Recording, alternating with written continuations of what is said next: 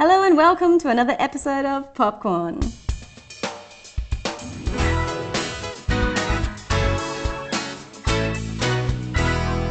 Yeah, noir. A classic comedy horror from the 1950s, A Bucket of Blood, is being adapted for stage by Dark Psychic Productions at the Phoenix Theatre. It's been retitled A Temperamental Artist, and it features cat murder, sculpture, and love. See the links below for details.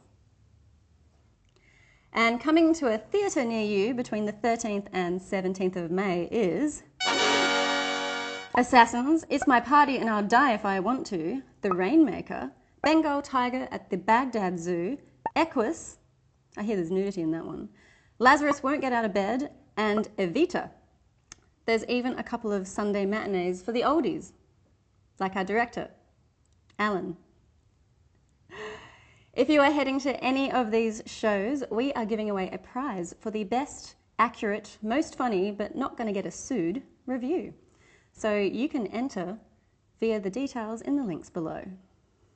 Hey actors, it's audition time. Well, it's community theatre, so there's no pay, but you'll still have a bit of fun in a WA musical theatre production of Zombie Prom by Dark Psychic Productions. And the name kind of says it all, doesn't it? So if you want to be a singing, dancing zombie, brains, then the auditions are on the 30th and 31st of May. And to you comedy filmmakers of the world, but especially Perth, the next Over the Fence deadline is on the 18th of May, so hurry your comedy masterpiece to the final cut. overthefence.com.au. Our movie soundtrack's dead, too much duff. Well anyway, the Australian Screen Sound Guild is holding a workshop on how to produce a soundtrack on a budget. It's going to be at 6 p.m. on the 28th of May at the FTI's training room.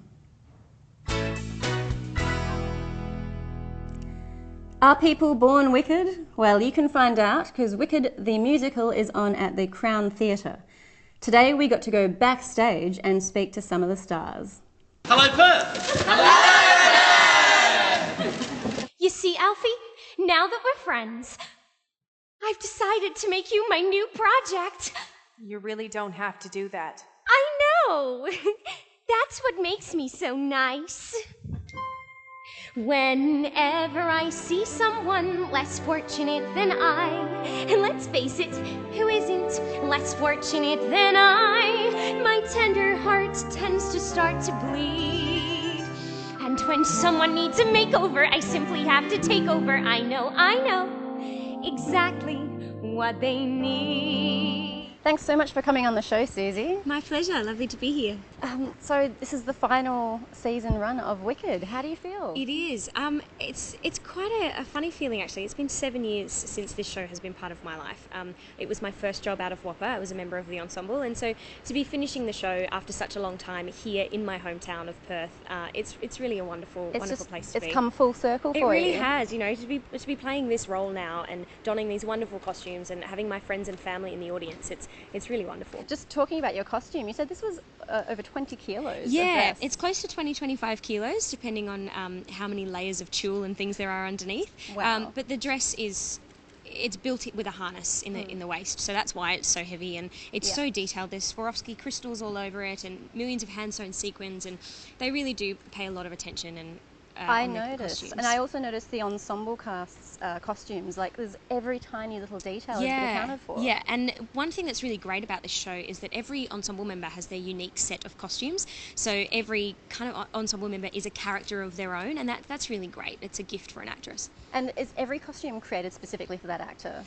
They're the same worldwide, so if you were to walk in and see the Broadway version of Wicked, you would see the same actor that's playing the roles here in Australia wearing the same costumes.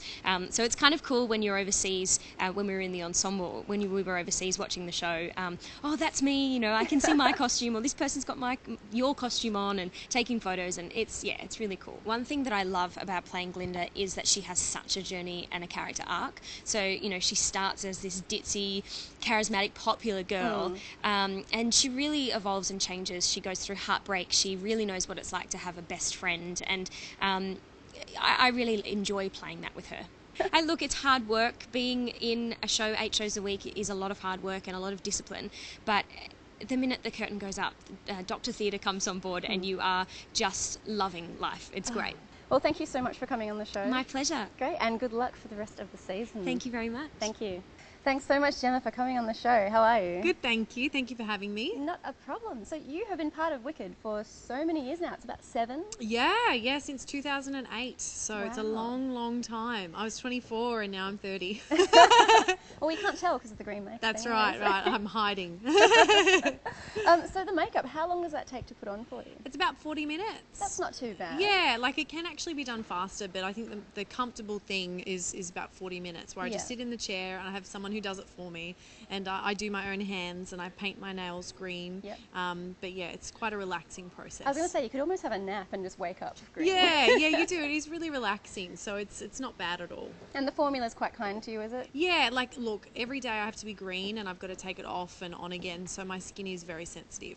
But I've worked around that and I use certain products to sort of help with that. But definitely my skin is quite sensitive. Oh, well, so this is the last run for Perth. Yeah, so this is the last leg. So I feel quite happy and sad at the same time. Like it's been a massive journey and I'm ready to take on a new life, a new adventure, but I'm also really sad because it's really all I know for a very long time. So I think that I might be in a little bit of denial and get a little bit depressed, but I'll be all right. You'll be singing the songs forever anyway. Exactly. And I mean, I guess the rest of the cast is like a family to you. Yeah, I've worked with them for years and there's a few of us that are still from the beginning, but there's a lot of new people, and this cast in particular that we've had since New Zealand are just wonderful human beings, and we all get along so well and we have such a great time together, so I'll really miss them for sure. Yeah, I think that with Elphaba and Glinda, I think that everybody can relate to these characters,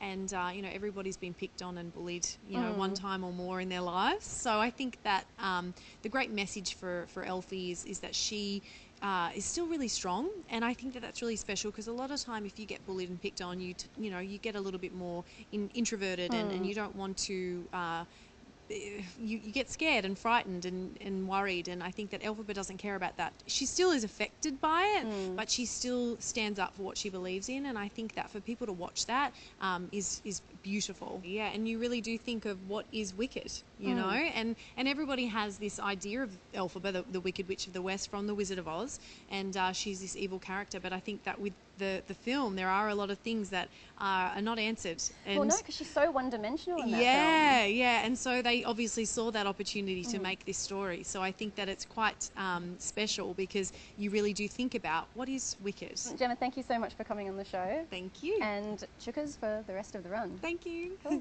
Thanks. Well, that was Wicked.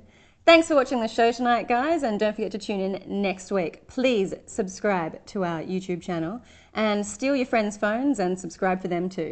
Good night.